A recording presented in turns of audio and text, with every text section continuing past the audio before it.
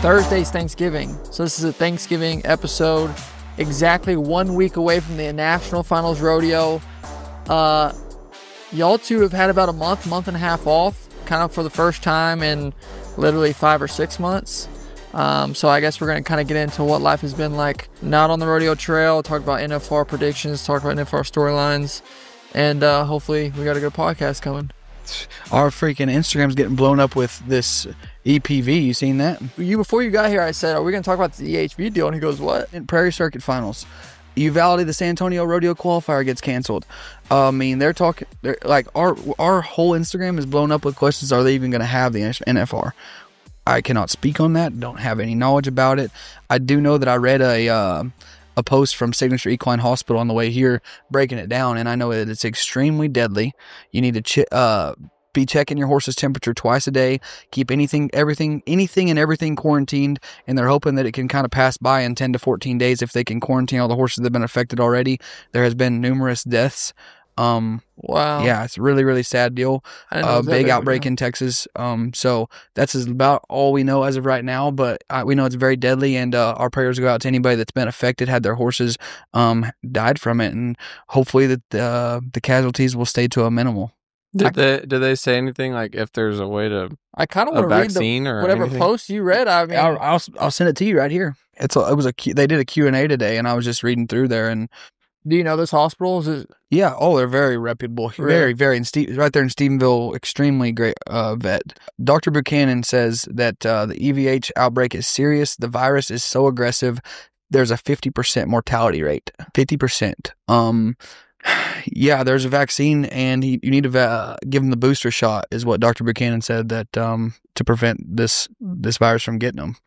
I haven't, in my lifetime, I'd never heard of it really being a big thing. I hadn't heard much about it, but I know it's obviously not good. I wish we had more like intel and maybe had somebody come on that we could have talked about it a little bit more, but hate to just start off the podcast. We're just going to leave him with that, but we'll keep you updated the best we can. Maybe share it on our Facebook, Instagram stories.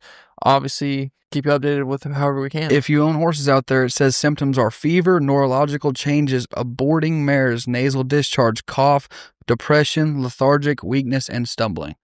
Wow. Unbelievable. That's what's hard. That's a lot of symptoms for a bunch of other stuff. So Exactly. That's what's hard about horses. They can't speak to you. So A lot of times we wish our horses could talk to us, huh? Has there been anything that y'all have dealt with in y'all's lifetime with horses? Maybe unfortunately having a horse pass away, maybe a horse almost passed away that miraculously came through. Have y'all had any stories like that?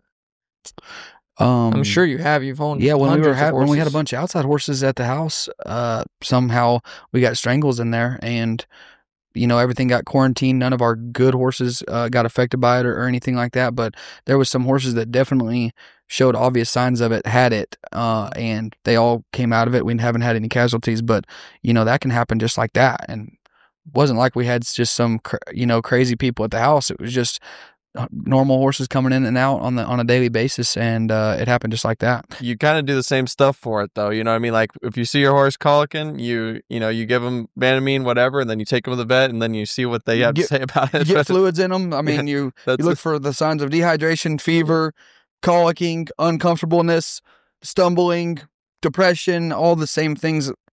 Yeah, just hard to know. Yeah. Hopefully you have a good vet that's close. But we didn't even introduce you. We got Joe Brandon Harris on the podcast today. Ty's brother, been on many times. Glad to have you back on. So what do y'all guys do off season? Kind of halfway off season, halfway NFR prep. That's bold, Cotton. I know you just got married, so you ain't been at the house, but I've only been home for 1 full week. Really? I've gone somewhere at least once a week. It is an off season compared to the summer run because we were gone for 100 continuous days. But I mean, Braden's been in and out. He's been going and practicing with some different people, going to jackpots. We had the circuit finals. We had Lubbock.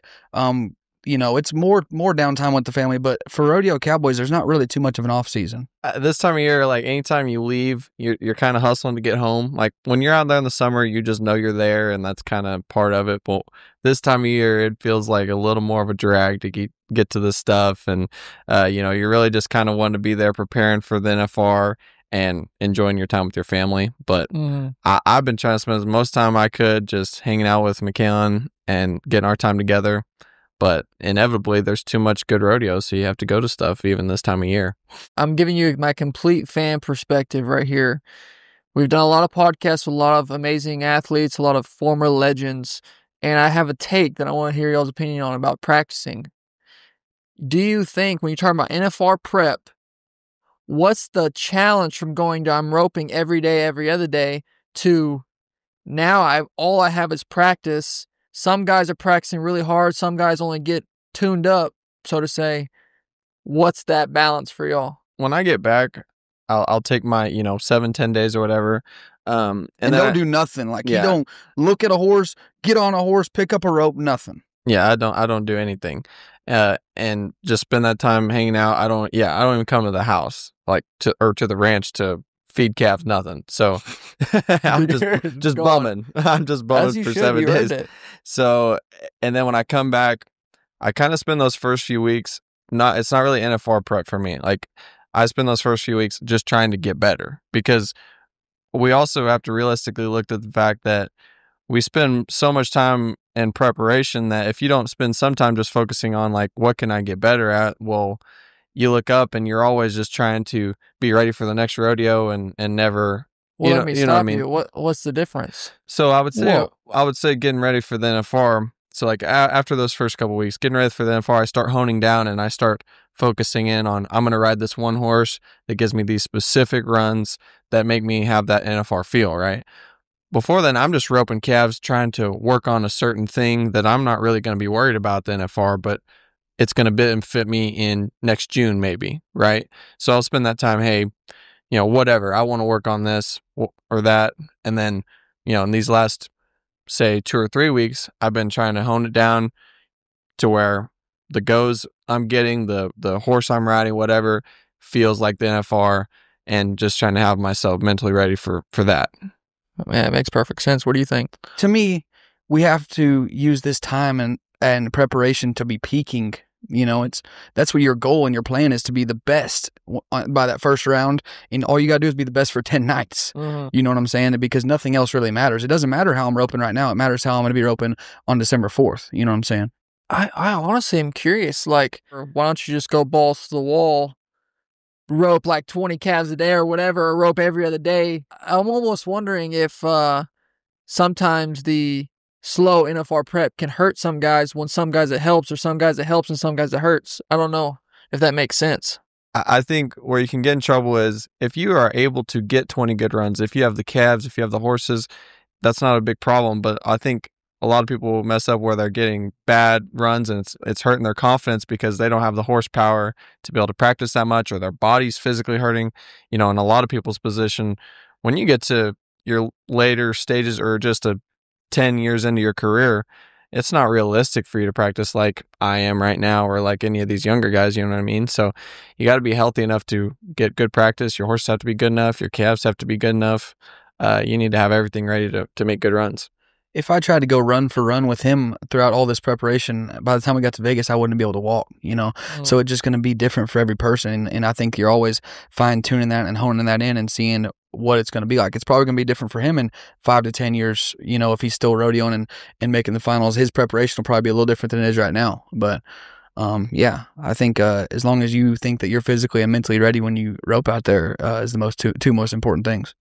So year 2, second year NFR, 7th NFR, what have y'all found helps, or what did you learn last year? Let's start with you, Braden. What did you learn last year that is going to help you getting there for literally day 1, day 2, day 3, the first 72 hours you're there, getting your mind right, kind of getting the nerves out?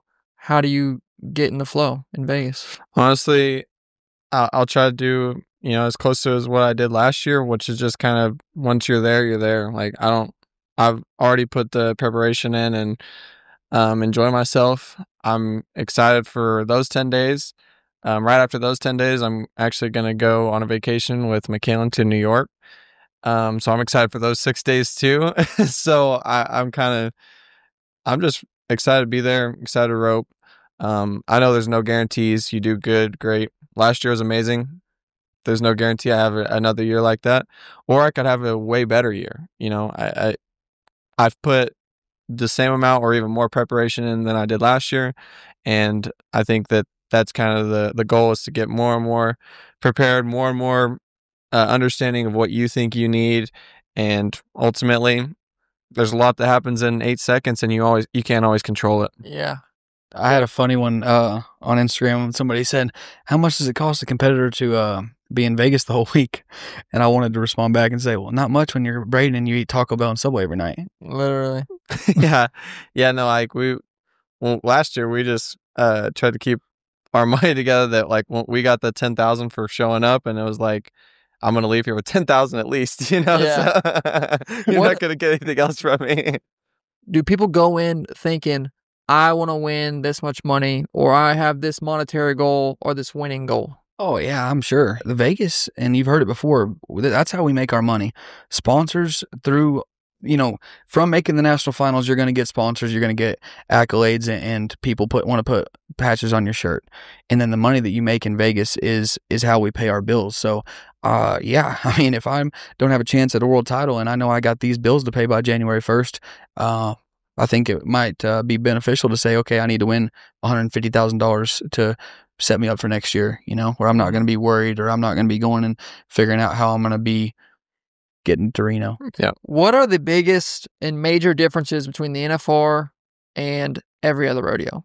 To me, everything's just maximized and enhanced, like we got a bunch of questions on the Instagram about what makes a good horse for the national finals. A good horse is a good horse. I don't think there's horses that you just ride just at Vegas because they're only good in that arena. To me, it's louder. It's more electric.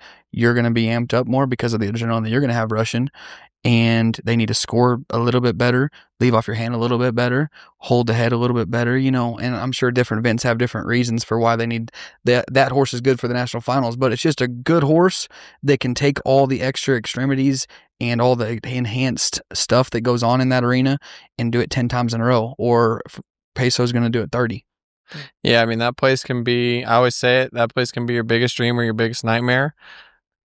I mean, Ty's experienced both sides of it. He's won multiple go-rounds. He's also, you can talk about it. What's up, guys? We're going to take a quick break from the podcast to tell you about our presenting sponsor, Boot Barn. Every week we get on here and we tell you about the people who keep this podcast running, people who support our industry, support this podcast, and that's Boot Barn. Their mission is to feed America, protect America, and to serve America. They sponsor over 600 rodeos a year, now up to 475 in-store locations, beautiful locations. From coast to coast with great customer service. I've had multiple people come up to me at the rodeos and say, hey, we heard your ad on the podcast and we went to Boot Barn and had a great experience. Thank you to Boot Barn for doing what you do, sponsoring rodeos, supporting this lifestyle that we live, and thank you to LFR listeners for supporting them. It's the holiday season right now, so obviously for us Western people, we give Western gifts. There's no better place to go than Boot Barn. You can go to Boot Barn in-store location. You can go to their website, bootbarn.com. If you want to shop online, get something amazing for your family members and your friends. I mean, and you can get anything. I don't care if you dress like Cole, me, or anything in between. Boot Barn's got what you need. Let's get back to the podcast. When you've been there that many times, you're going to have good stories and bad stories. Yeah. I don't think anybody's ever been perfect in that arena. But I was going to say, what does it feel like to get a victory lap out there at the national finals? I don't know if it was after, I think it was after my first one or before my first one, I should say, my first lap, that Shane came up to me. He looked at me and said, soak it in, because he knows. He's been here a lot of times, and he knows he's only got so many more years doing it. And it's pretty easy to be first time and just think this is a normal deal out here. Well, you're not guaranteed that. You're not guaranteed another one. So I taking that victory lap, I just try to soak in every step around that arena that I got to take. And yeah, it's hard to describe. I mean, it's amazing. Dude, and I think a lot of those young kids, even like the rough stock riders that don't know me, every time at the back number ceremony, that every time I walk by them and I make eye contact, I try to tell, if I haven't told them yet throughout that evening or in September when they got their first NFR made, I try to tell them, hey man, enjoy it, soak it in, because there is nothing like that first one, that euphoric feeling of getting to walk on that stage and grab that felt back number. There's nothing like it, and I'm getting chills right now. There's nothing like the first one. Your second through your seventh, what's changed? Has it gotten to be, what's changed? Every year is different. I think every story is different. Like Shane was talking about, no year is the exact same, but there is sometimes when you finish the year and you're a little bit more thankful for one. You know, I had a really, really tough summer and a tough year, and I struggled bad. Didn't have very much success at all, and came down to the wire for me. I barely made it, I think, by less than $10,000. So, getting to grab and hold this back number and pin it on my shirt is going to mean a little bit more, considering there was a time there late in this season I didn't know if I was going to get it. Okay, this is getting into some questions from the listeners. We put up an Instagram questionnaire. We have a list of 12 to 15, so hopefully yours got selected. Which, do we have word? The rounds paid $35,000 this year. $36,667. Wow, it's going up 10% every year. We're gonna talk. Hopefully, I was gonna ask you what you thought about interviewing Bo Gardner, head of Las Vegas events in that'd Vegas, be a good one. And he can tell us more about the contract stuff we don't know. But the way I figured it, understanding for him, it's going to pay $53,000 to win a go-round in 2029. That's not that far away. That is unbelievable. Yes. And the average pays $94,035 for first. If it was me, that would be my favorite part. But one of the question was, what is your favorite part of the finals? Winning. I was about to say that, the money, the cash.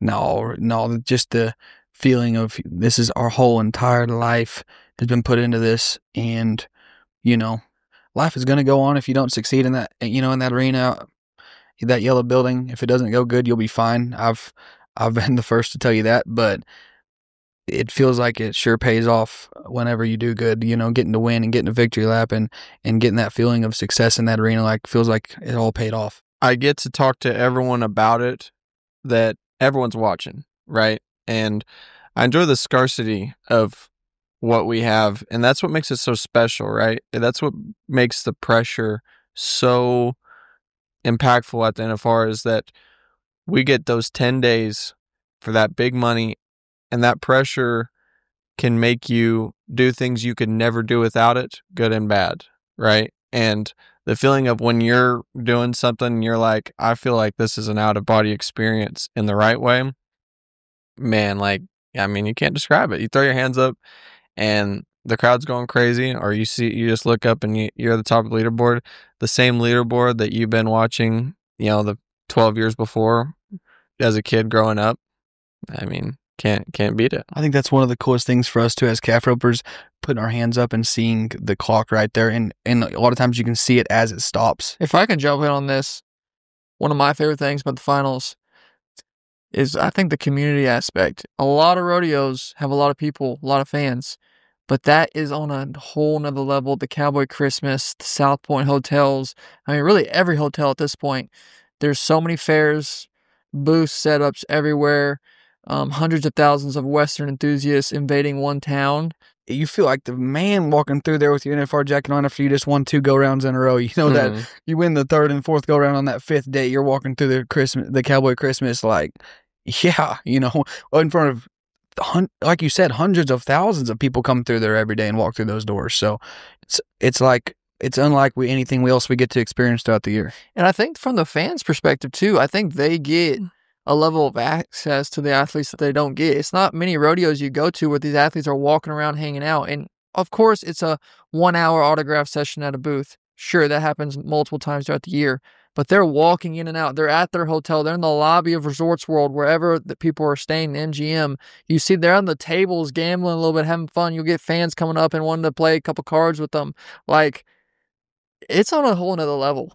Yeah, I think we get to feel like an NFL football player, a star football player feels for 10 days. You know what I mean? We have a level of fame that people, you know, obviously I'm not on any level that y'all are on, but just say that people come up to you like, hey, I know you. When you're at the NFR, if you walk through the South Point and they see you, it's like, hey, people, if they're not storming up to you, they want to, you know what I mean? So I think that's a cool feeling. And also, people don't realize that us as contestants in the rough stock to timed event, we don't get to see those guys throughout the year very much at all. So we actually get the time to meet these guys, talk to them. That's really your only time you do, you know, get to see them. And I'll tell you, you make real good friends with the people if you take 2 trips to the South Point and you happen to land with someone on the same, and they both win 2 rounds too.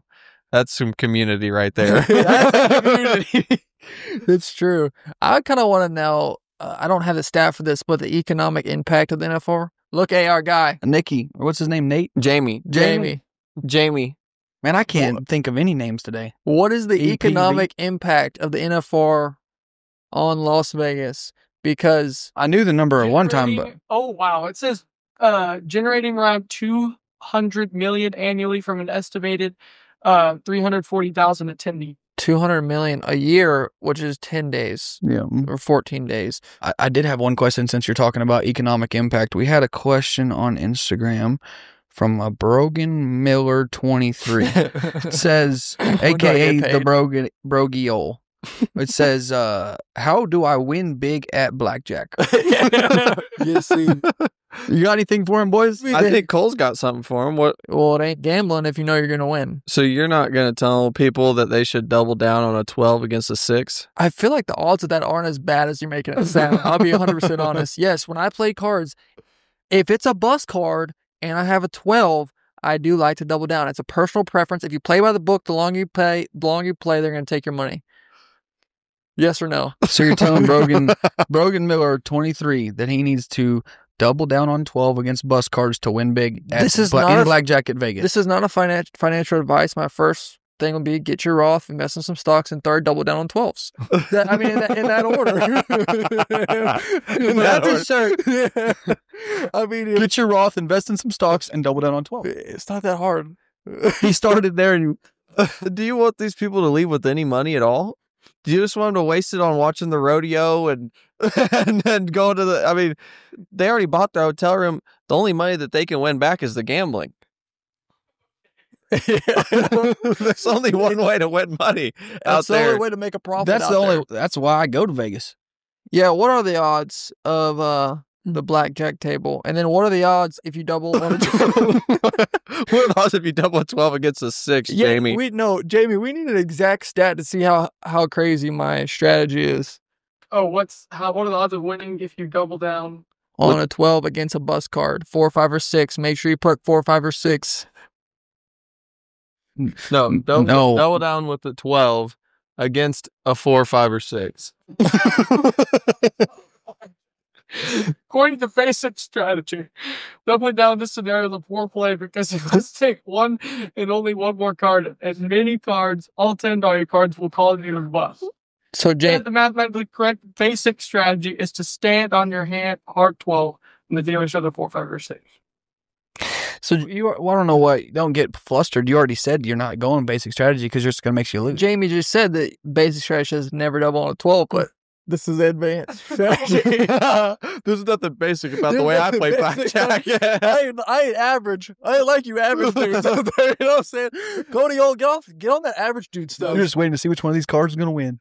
I'm just telling you, which one of you ropes wants to be a winner today? Okay, which one of you cards wants to be doubled down on? Okay, any one of you is a possibility. I will double down. But before that, we're talking about how to lose money. Okay, ways to lose money: gambling, could win, could lose. But a way Cowboys lose money in Vegas is rodeo fines. Very common, happens every year to somebody. What are ways that a cowboy can get fined in the NFR? A cowboy can get fined by not putting a PRCA patch on his shirt right there in between your second and third button. Really? Yeah, I knew a guy for sure that happened to. You knew a guy? Yes. And you have to wear it every night. Okay. Do not forget. It's a hefty fine. You get fined for throwing your cowboy hat. No. Yeah. I feel like someone throws it every year. Yeah. You get fined for not riding in the grand entry. Wow. You get fined for taking too long in the box or in the chute. What else is there? I mean, you get fined for cussing. Yeah, like, I don't know. I mean, kind of anything that, like, makes it a bad sport, make you look like a bad sport, you can get fined for. Yeah, they just want to run a premier operation, top of the line, keep all their cowboys under wraps, straight laced. Anything else that comes to mind? I mean, those you spit those all fast. Those are actually pretty impressive. I've been fined. That was. Those are all from personal experience. Yeah, I haven't thrown my hat. That's crazy that they would make that a fine. Takes long, baby. We got to get the people back in the casinos. Yes, out of the arena into the casinos, throwing strings in the stands. Yeah. Oh, he definitely did that. Throwing rope in the stands, string in the stands. I don't know if they fined for that. I think that's what he was saying in the podcast. They fined him 500,000, 2,000. I don't care. They should be paying me to rope. He did say that. They pay you $10,000 before you get there, Cole. Another question from a fan.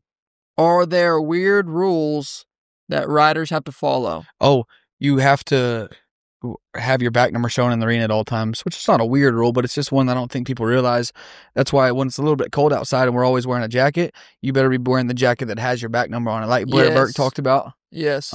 Because if you're just wearing like another jacket over, and I've seen guys that'll just be cold, put a jacket on and then go into the grand entry and you get a big hefty fine. Because you have to have your back number showing when you're in the arena. I remember that podcast. That's why Blair Burke said they invented the NFR jacket that has a back number on it. Yeah, because when you're super cold and everybody was wearing the jacket, and that's why they invented them like that. Also, tell the people about. We got a question about some swag, like some cool stuff that they give you for qualifying for the national finals. What's some stuff they give you in that bag? Oh man, I don't want to miss it. They give you like 15 different things, but obviously the NFR jacket. They give you a cool bag's obviously part of it. They give you a hoodie with the NFR number. I'm trying to think what else. A ring. A ring. They give you Spurs.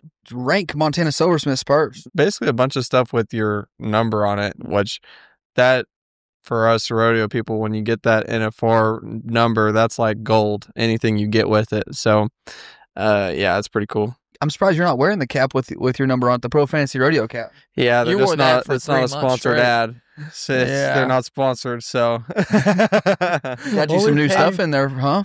From Cinch? You got This is a new cap from Cinch, right here. Right there. Hey, here's a question talking about not fines, but how common is it for NFR? We talk about all the time. NFR bonuses for sponsors. Is it like every sponsor you get? Is it a given? You have a bonus for making the NFR? I'm trying to think. Over half of my sponsors pay me a bonus. Like it'll be in the contract structured where you get an annual salary and then a bonus for making the national finals. Bonuses if you won the average at the NFR. Bonus if you won the world. So yeah, that's pretty sweet. At least half my sponsors are structured like that. Wow. So ways to lose money. Couple ways to make a little extra coin. Any other weird rules that's coming to mind? I'll move on. You seen that they put quarter points in the rough stock? It's the first year this year. Yeah. Quarter It's points. kind of interesting. 85.25, 85.5, 0.75. I won't say what all the saddle bronc riders were saying the other day when I asked them about it. They didn't like it. What's the rule on when they open the chute? Like, so is it 90 seconds you have in the box and then they'll just turn your calf out? Is it 90? It's somewhere around there. It's like 60 or 90, and I don't know if that's a necessary rule at all rodeos, but like at NFR, like they'll enforce it. So, and the judges will be coming up there, right? Like saying 45 seconds. Hey, you got 30 seconds. Yeah. Hey, you got 15. And I don't know that I've seen anybody actually get their animal turned out. No, but they're like, I've seen people end up nodding with their horse all in a weird spot because they can't get everything right because, hey, they're about to just turn my calf out. They will actually just pop the latch. That is a rule. I mean, Really? yes, sir. But not at 90 seconds, because at 90 seconds you get fined, so it'd have to be like 180. No, you start getting fined at 60. And so Really? it might be 120 seconds when they pop the latch, but there is a time where they turn your animal out. There's a lot of people that take a good time in the box. I mean, even y'all. I mean, y'all are usually pretty quick, but I mean, They pause it though when the calf's not Down. looking or fighting the chute or whatever. gotcha. And so, and they have good judges that do a good job of that. But if you're legitimately just wrestling back there with your horse and you can't get your horse in the corner, that clock's running. Yeah. Mm. And at a certain point, if the calf's fighting the chute enough, then, I mean, they're going to ask you to get an extra calf. Like, we're not going to sit here all day because, like he said, people got to get back to the casino. You're either going to nod your head or untake him even when he's not looking, or you get to rope the X. You may know this question, answer this question. Has there ever been times, because Las Vegas events, like you said, it's a strict schedule so people can get out back to casinos. That's what they want. Has there been times or years when they've taken way too long and then it's like an ordeal? It hasn't been necessarily an ordeal, but the one year the lights cut off. And so that made the rodeo, how long was it? 30, 45 minutes longer? I was in the Power arena. outage. It was a power outage. It was lights off in the arena. I think I was there for that one too. That was 2022. 2023? Yeah, I mean, we're talking no sound, no nothing. Like, or it was crazy year, right? Yeah, it was so crazy. Like, you're just there and everyone's just like like we're stopped in the show, so like everyone just kind of starts talking to each other, and it's just like, And what part of the rodeo was this at? steer wrestling. Yeah, it was So during the steer fans wrestling. are just sitting in there, Oh yeah, everything, getting yeah, there. and then they let the bulldoggers in the arena. They're like loping their horse around and stuff, and it was like, it just was like, you sit there and like you realize like all the production and everything that goes into it makes that atmosphere, because you're just kind of sitting there and you're just like, You just feel like you're in a normal spot, right? yeah, you're just hanging out. You know what I mean? It was the coolest thing. I will say though, We've lived through a lot right here in the last few years with COVID year. You go to the Arlington NFR and at the Globe Life Field, and then 2023 we have to have a slack. but the power outage was the year before, right? Or was it the same year? I It don't was know. 2 I don't different know if years. it was the same year or not. I was I think I was in the stands. And I was in the stands. So it was the year before. So Okay. it was 2020 COVID NFR in Arlington, 2022 power outage, 2023 a slack because of the terrible what happened at UNLV. Yeah. But still a lot of crazy stuff over the past few years. Speaking about that, talking about the production of the NFR, honestly, from a fan's enjoyment perspective, the NFR, because it's on a time schedule, how fast they go through the events, actually makes it the most enjoyable rodeo to watch the year. Obviously, it helps because of the stakes, because of the gold buckle races, but I honestly wish rodeos throughout the year embodied the speed that the NFR has. Oh, there's more and more coming. You know, I mean, Boyd Paul Hemus is getting on some different committees and some different things and saying this is how it's going to run. You know, you go to San Angelo Rodeo, they roll through that thing, and there's more and more that are joining them every year because they realize as the years go by, people's attention deficit gets shorter and shorter, right? So how can we keep the people's attention? You know, you see rodeos like Cheyenne making the moves they're making and stuff. Don't come at me in the comments. I'm not going to argue with anybody about what it is, but I do understand where their mind frame is at on how they can get fans, continue to get more fans, and to keep the fans that they have happy and engaged. Go ahead. Sorry, I was going to say, like, it feels like at the NFR from the grand entry, the speed that they do that at, it's what the rodeo is. Like, it's just like in Texas, and you're just like, it just feels like everything is just bam, bam. And I will say, like, being a spectator all those years in person, there's no better rodeo in the world to be at. And it's just the action of the rodeo. Nothing else is going on. It's just, but it also helps that it's the best 15 guys in every event, though. You know what I mean? It gives such a in quality, stock and everything. Yes, quality of the preparation that went into the bucking stock and the roping calves and the roping steers. It's all top notch, top of the game. So you can't beat the NFR, you know. TV commentators, Butch, Jeff, Joe, make it an amazing experience. I was about to say that. What you said, for people who are in Vegas or people who have thought about coming to the NFR for years to watch, I do think it is more enjoyable to watch in person than on TV. But the thing is, Jeff, Butch, Joe, all these commentators make it so enjoyable that it's like, man, at least I'm glad that we have that. But at the same time, the NFR in-person experience, I mean, some people call it a bucket list experience, call whatever you want, but it's one of them, like, you need to get a ticket. You know, if there's any way that you can afford to take your people to at least one night of it throughout in one of these years, I would advise to go do that. And also, we got a lot of questions about the watch parties. We said it both. Butch, Jeff, and Joe make it an amazing experience to watch on TV. Do not go to a watch party where they have the volume turned down. Terrible. I haven't been.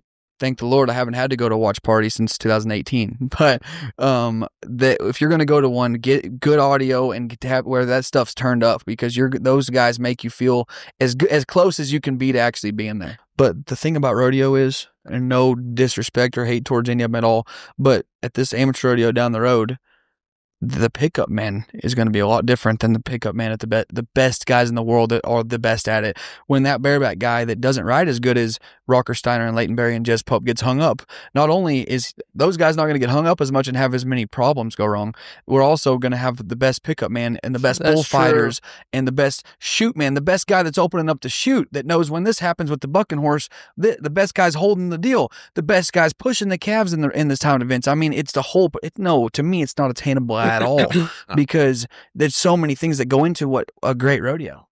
That was good. You don't even have number of staff it takes. That I mean, there's a lot. If you just look around the NFR, there's people there that are just on top of everything. I mean, the judges, you know, they know, they watch that buck and ride and they know what the score they're going to give. Boom, they got 4 judges. I mean, you got a guy out there, you know, trying to hold his belly up at the amateur rodeo and not get run over at the same time. And this horse don't know that he needs to keep bucking instead of turning back and coming to eat him. Do you know how judges get qualified? Shut it, he hold his pants up.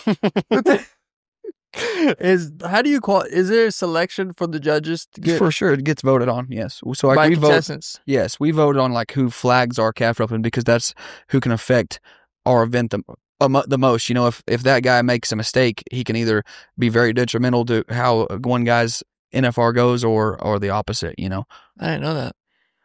you don't want it to fall into the judge's hands, you know, especially for us, considering it's a timed event.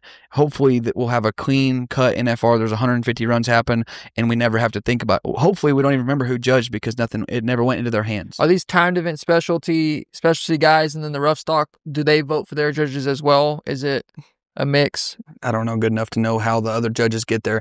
I just know that we get to vote on who flags our event. I'm sure that there's a process where those guys, the best judges are at the NFR from every event, from rough stock to the timed event. But I know like the team ropers get to vote on which one of those judges flags their team roping, and same for us. Any recommendations for first timers at the NFR and at Las Vegas? Must attend events, restaurants, extracurriculars. What do you got? I got a simple one. Get there before the rodeo starts, like 15-20 minutes. Make sure you're sat down, because there's nothing like the opening. To me, that's like I talked about earlier, but it sets the tone for the rodeo. And if you have to see it once, you know, after, I'm not saying you guys see it every time, but one time it's really cool.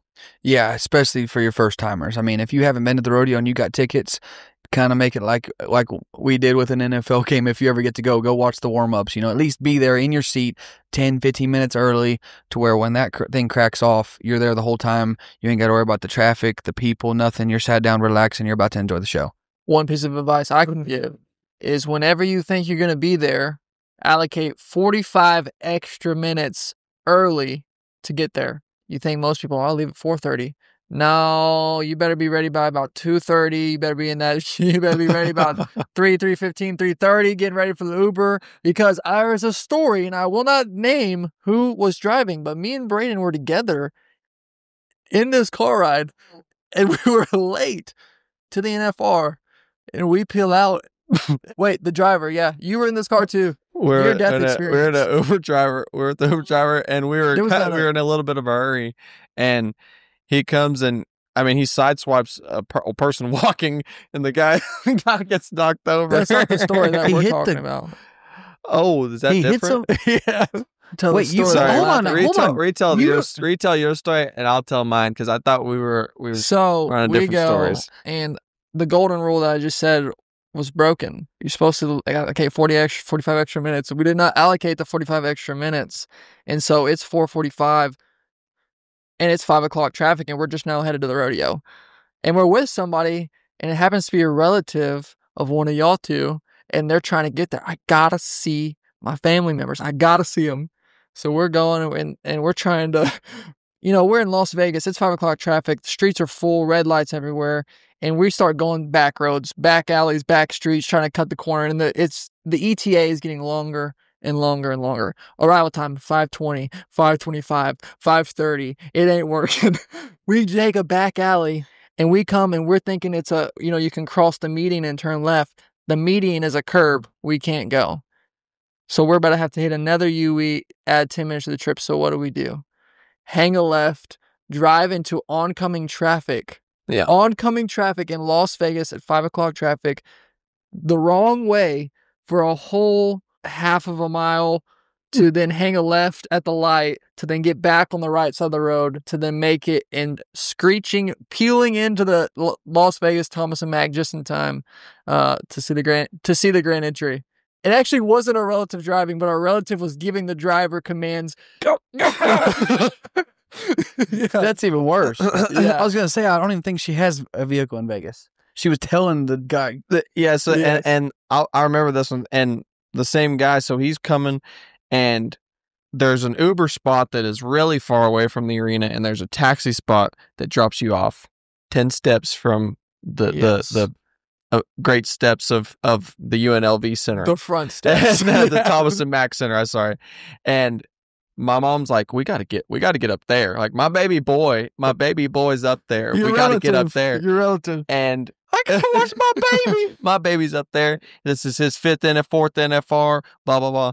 And this Uber driver, those people are waving him down. They're waving him down not to go. And he's like, and he just keeps going. And he just keeps going all the way to the front. And then we peel off and we're running out of the car.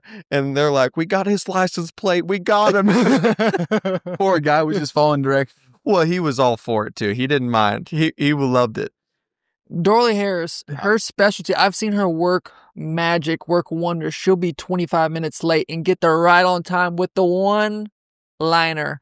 My baby boy's competing. It could be a line to meeting Jesus, and she would cut to the front. She would cut right to the front. It just if it's a woman, it touches every mom's heart there. They're like, our baby boy's up there. I guess you can go. I guess you can come go. on. You know? Is there going to be a Road to the NFR documentary? There is. What event? Saddle Bronc. I'm getting questioned every time I go somewhere. It's coming soon. Slower than expected. I got a story from last year when I almost missed the grand entry. Well, it ended up being not that close, but I thought I was going to miss the grand entry. I had Ty, I thought was picking me up. I don't know where this miscommunication happened. I don't know what it was, if he had been picking me up every night or what it was, but I'm sitting there waiting, and I talked to him or something, and I was just like, he usually cuts it close, so I'm waiting till the very last minute before he's like, hey, man, I'm here. And I finally call him like, hey, man, this ain't gonna work. He's like, where are you at? I said, I'm over here at the stalls at the arena. And so I get in an Uber, and when I tell you this is the slowest Uber driver in the world, I'm telling him, hey, man, I have got to step on it. We have got to go. I'm gonna get fined if we don't. And he's just, I kid you not, he's going 25 and a 40, and I'm like, sir, he went slower the more I told him to go faster. I finally got stopped about a mile back. The car's in park. I just open the door and take off sprinting, and I sprint all the way up there. And I really had more time than I thought, but I thought I was going to miss the grand entry. That would have been a bad My first deal. NFR, yeah. Again, the golden rule. 45 minutes, extra time allocated. And don't try to cut corners. Don't try to find some random place behind the Thomas and Mack. Get dropped off a little bit closer. It ain't going to work. It never does. So recommendations for first timers. We didn't really, local spots. For your wilder crowd, you got to see Fremont Street. No. No. I'm cutting in there. JV's cutting in. Don't go to Fremont. Don't go to Fremont. Okay, that'll be our recommendation then. What's your favorite place? If you're worried, if you got young kids, don't go to Fremont. That's what our guy If you do want to go get wild and everything, go to Fremont. Don't. Yes. It's for your young kids and stuff. It's not gonna. It's just gonna be an uncomfortable situation experience. If you haven't been there and you've heard about it, go first, scout it out, and then you can decide for yourself if you want to take your kids. I'm just letting you know you might want to scout it out. I got one other thing. If you're the parent of a rodeo kid, it's even more so. Make sure you get there before the rodeo, because there's nothing more motivating than watching a full NFR whenever you're a kid. I remember, being 7, 8 years old, thinking I was there, and I was like, I got home and I couldn't wait to get home to practice. I mean, I was out there, I was getting up at 5 a.m. every morning, Rocky. I was I was mixing them eggs. I was ready to go. And so if your kid's struggling with some motivation, watching an NFR will be a kick in the pants for sure. We had a question. Who gets to choose who runs the extras for timed events? So that's a good question. So obviously you're going to have to, it's a paid gig, but it's a lot of work, and it's not just like it's very, very fruitful. So first off, you're going to have to get a guy that wants to do it. It's going to be a younger guy usually, or somebody that's working towards making the national finals, maybe has never made it and would like to run a bunch of animals in that setting, in that Thomas and Mack. They put the barrier up. Braden roped him in 2023 because he planned on being there in 2024. But we put, like you put the name in the hat. If Braden wanted to rope him, we tell the director. For us, we told Shane Hanchy, and then if anybody else wants to do it, then it goes to a vote for all the NFR guys. The NFR competitors get to vote on who ropes their extras, or who like Bulldogs team ropes their extra animals. There's a lot of people on here that are going to be saying what's extras, so. Oh yeah, the extras being bulldog and steers, team roping steers, roping calves. There's always the extra. If one falls down, one gets hurt, they have to have an extra calf, obviously, to fill its spot. But those calves, correct me if I'm wrong, okay, I feel like I'm getting smarter over the years. You have to rope the calves, even though if it's an extra for round 1, after the round or after the rodeo, you have to rope the round 1 extra. So then if it gets used in round 5 or round 4, then it's been roped before, just like all the other ones, so it's equal playing field. Exactly. So whoever runs the extras, whatever event it is, they're doing them round 1 through 7, because rounds 8, 9, 10, there's three groups of animals. So you got a round 1, which, let's say the medium size pin usually. Round 2, the big pin. Round 3, the little pin. They get roped because round 1 calves are going to go round 4. Round 4 calves are going to go round 7. Round 7 calves are going to go round 10. So after round 7, the guy that's running the extras is done, because they've all gotten all the amount of runs and kept them distributed evenly on the cattle where they're ready if they need to get performed on round 8, 9, or 10. Well said. Y'all both did. I know Braden roped the extras. Have you roped the extras before? No, I didn't. No.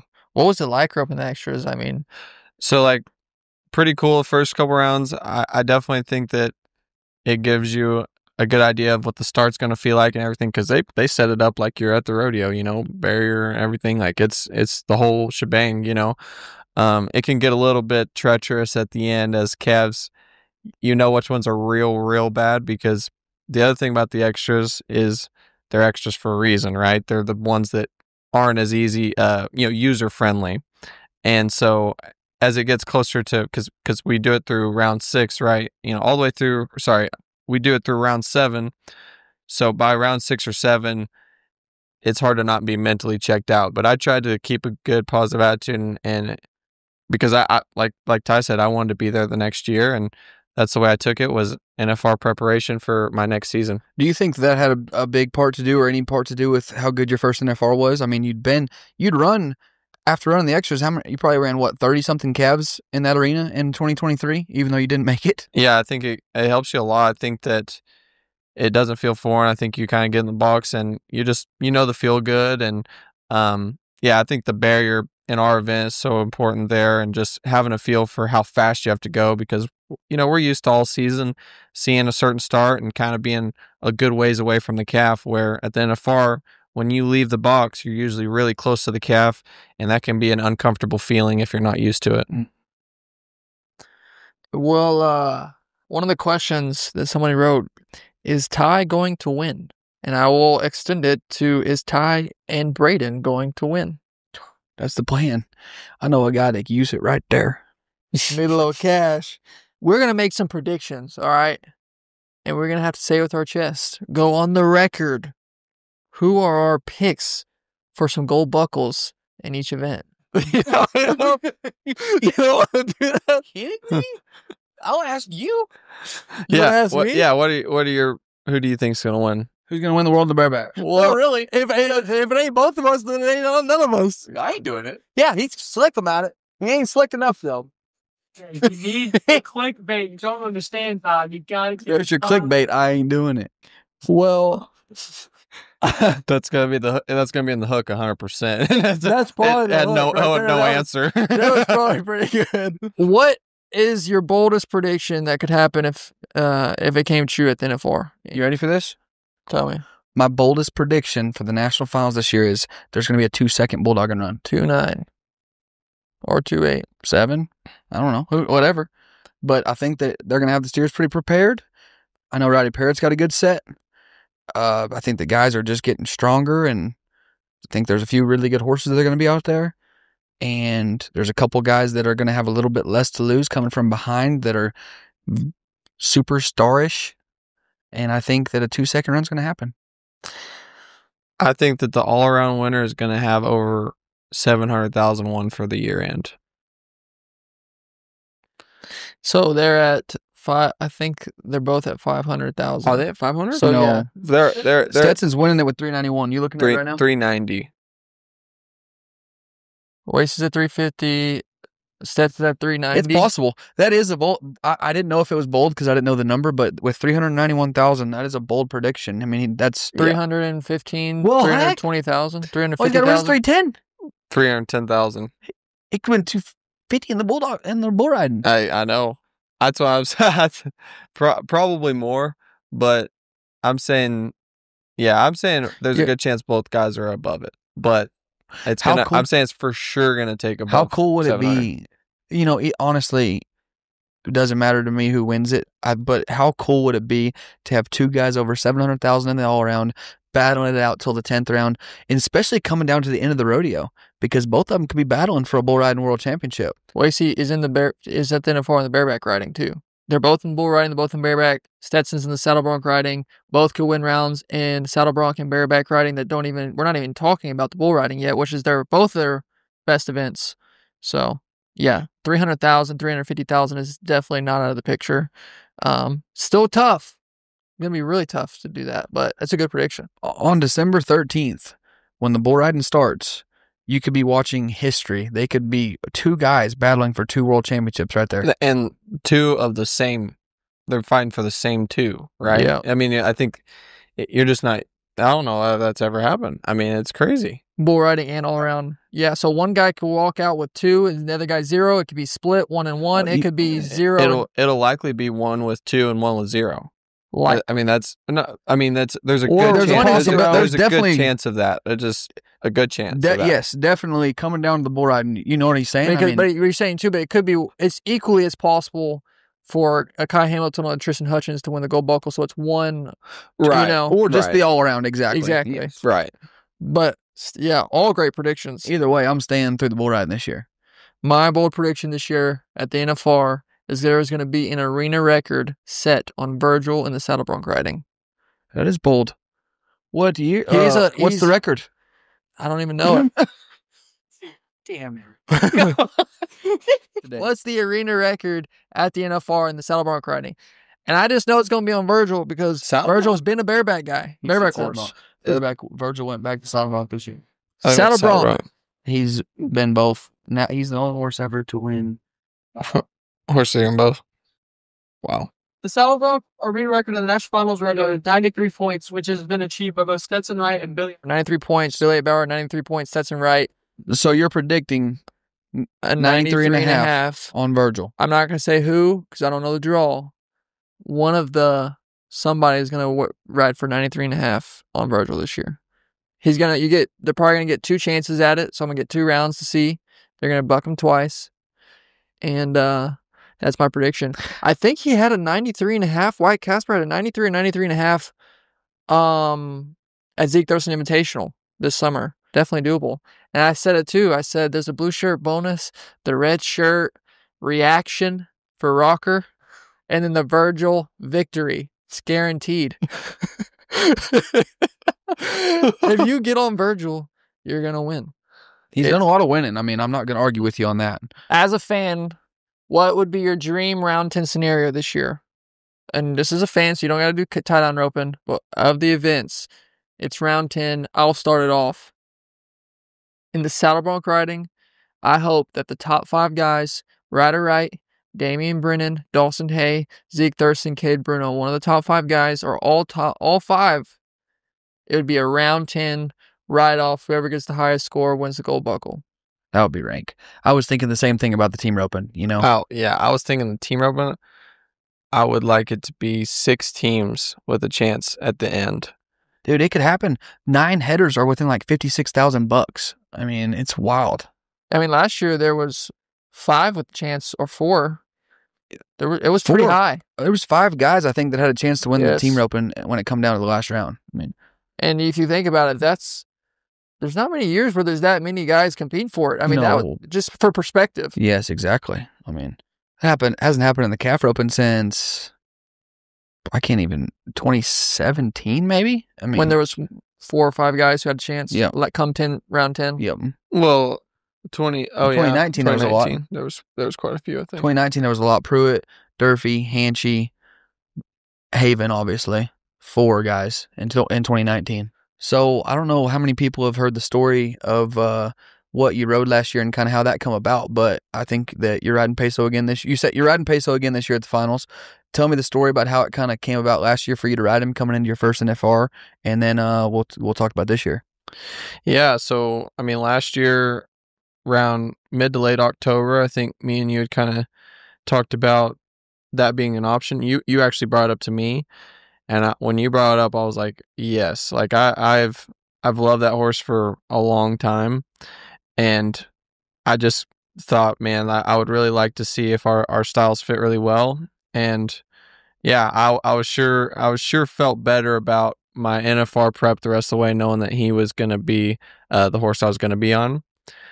I end up only running 1 or 2 calves. One calf the day before on him in my whole life. Never rode him, never nothing. And 1 calf the day before, I was like, this is really good. And I'll never forget. You finished your run, you got back on, and you rode back up there, and you're like, that'll work.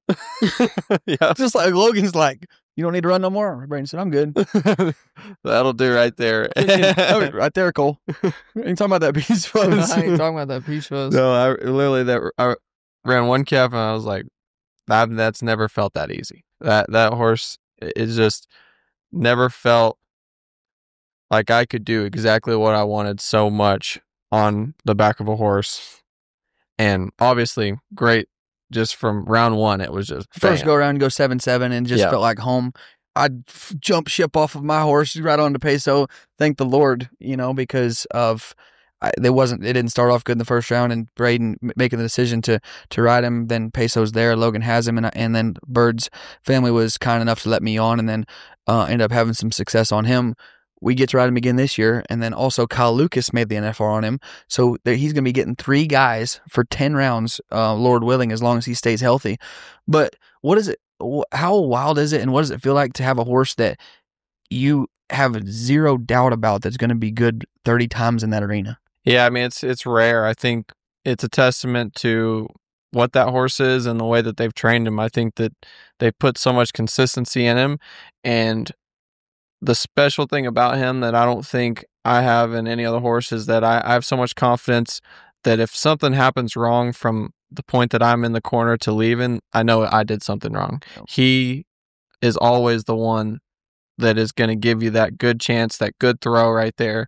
And I think that that's the most important thing at the finals is feeling comfortable in there, because if you don't feel comfortable in there, you're going to panic once you're nodding and getting to going. So I think that is one part that makes him so special, and I think that it's a credit to the horse that he is, but also the training that they put in. And with 3 different guys, I mean, we got a short guy, a medium height guy, and a tall guy all riding him with 3 different swings, 3 different styles, and he's just going to be the same type of horse every time. I mean, it's pretty exciting. It's incredible. You don't see a horse taking the runs like he does, and in the practice pen, much less under the brightest lights on real big, strong calves. And yeah, I'm just excited to get to be on him, and I'm thankful any rodeo that the Birds are willing to let me on him, and I appreciate those opportunities. Do you know when you want to sign autographs? We haven't talked about that yet, but at the booth? Yeah. Monday, Thursday, Friday, Saturday, first big go rounds. Do kick off right. Okay. 2 things. People have been asking for the booth number. Cowboy Christmas. I have the number right here. What booth? We have the Let's Freakin Rodeo booth at Cowboy Christmas. I have the booth number right here. Number 24035. Booth number 24035. We will be there. Ty will be there. What can they expect? Dude, pay attention to our socials, because we're going to have tie-in matches. We're going to have giveaways. We're going to have autograph signings. We're going to have cool stuff going on. We're going to have TVs with the podcast playing outside. It's just come hang out, get you a beer, get you some food, whatever you want to do. Come see us at the Let's Freakin Rodeo booth. I'll be there the first 3 rounds for sure, with more dates coming. We cannot wait to see you out there. Come support. Thank you for everything you've done. Let's Freakin Rodeo.